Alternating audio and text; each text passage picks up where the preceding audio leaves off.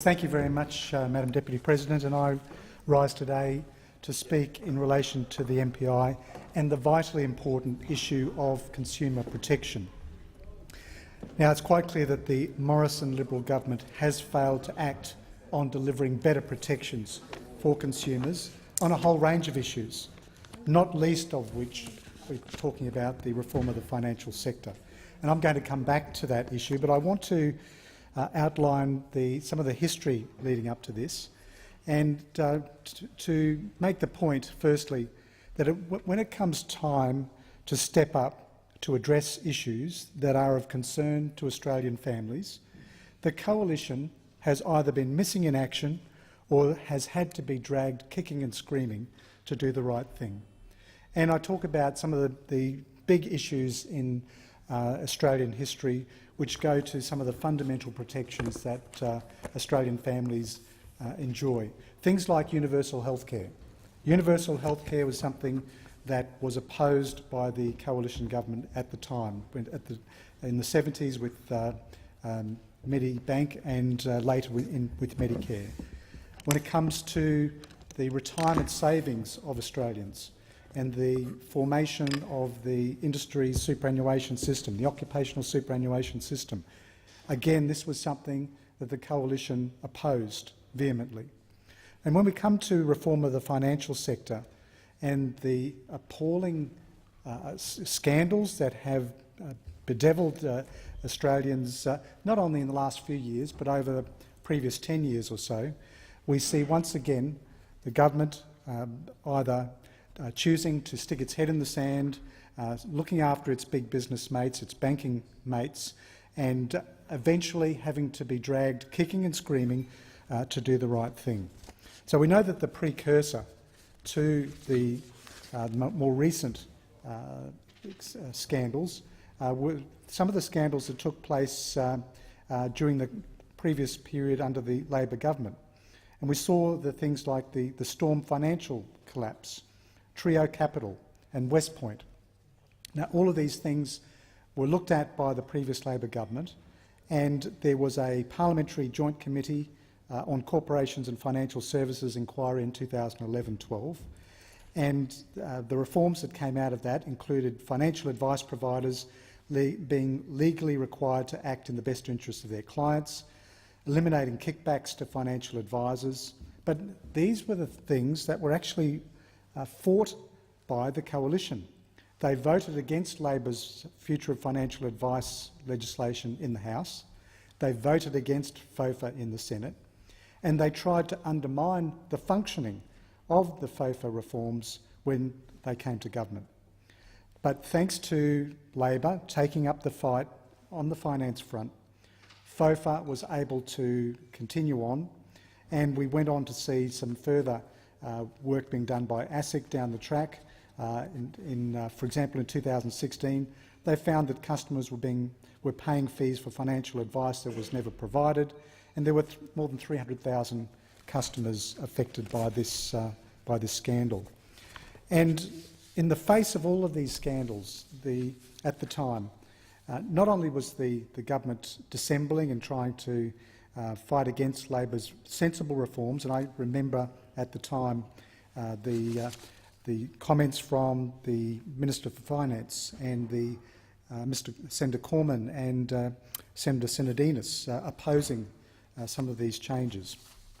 But then we saw further scandals erupting, and it wasn't until after those scandals that Labor actually started to call for the Royal Commission, and that was in April of 2016.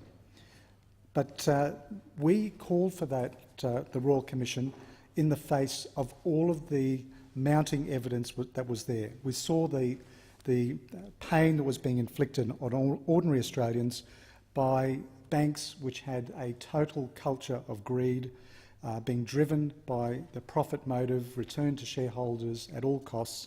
That was what was driving the system. And in the face of that, Labor decided that there was a need for a Royal Commission. But once again, the Coalition was there to block Labor's sensible proposals in this regard. And over the 601 days or so that Labor was calling for a Royal Commission and the Coalition was holding out, we had the Prime Minister at the time, Mr Turnbull, being adamant that there was not going to be a Royal Commission. He was saying that it was just going to be a report and nothing would come out of that. He talked about the Royal Commission being a waste of money and saying that the only thing a Royal Commission can do is ask questions and that it would be a political exercise that wouldn't do anything to resolve the needs and the concerns of people. He talked about the fact that the Royal Commission would be a forum for the legal profession, would go on for years, this is what Mr Turnbull said, and would cost hundreds of $millions and not tell us anything new. How wrong Mr Turnbull was, as it turns out, and as many of us were aware. Mr Turnbull also said that the Royal Commission would be a waste of time. He said it was a populist campaign. He said that it was just a slogan and nothing of substance. He said it was a political exercise, a cynical exploitation. He talked about it being crass populism. So we know that the Royal Commission has handed down a very substantial report, and there is a lot of work to be done, but I think we are all in debt to the work that Commissioner Hayne has done in this area. He has shone a light over the 12 months of his commission on some egregious conduct, something which I think many of us wouldn't have expected would have come out. Many of us thought that the situation was bad, but we didn't know just how bad it really was.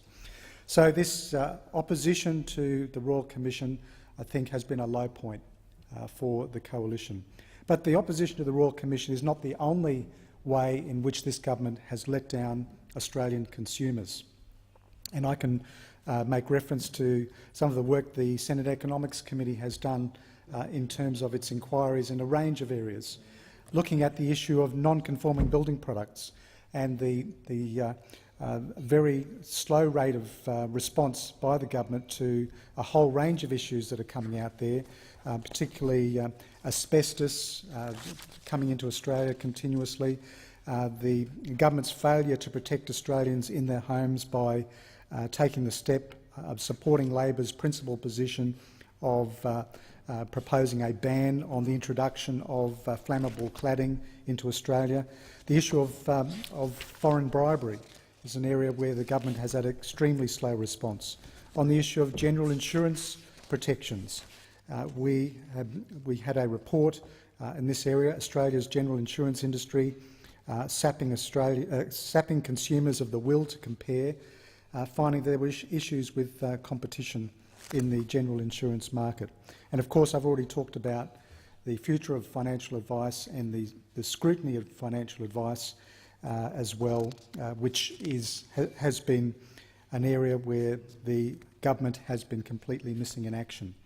When it comes to the protection of consumers in a financial sense, I also want to make reference to the superannuation area, where we've also seen the government missing in action when it comes to superannuation guarantee non-payments, which affect the most vulnerable in society.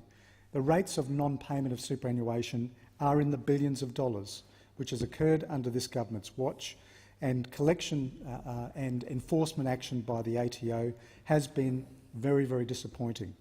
The best response that this government came up with was an amnesty, and of course as part of that, companies got a tax benefit from this underpayment of superannuation. It's come up at the Productivity Commission review, and the Royal Commission has dealt with this as well. This government shies away from debate on these issues, dragging their feet on reform over and over again. And so many times super bills have been listed on the notice paper, and yet we never get to debate them. Now, there's a number of other areas where this government has been missing in action on consumer protection. In terms of payday lending, this has been an area, and I give a shout out to the member for Mr Dick, who has dealt with this particular issue, and on dodgy rural lending practices and local bank closures. Shout out to Zach Beers in the seat of Flynn, and the effects that it's having on local businesses in Dixon, and our candidate in Dixon, Ailey France, is dealing with this issue very clearly. It's time for a Labor government to step in and address this particular issue. Thank you, Senator Ketter.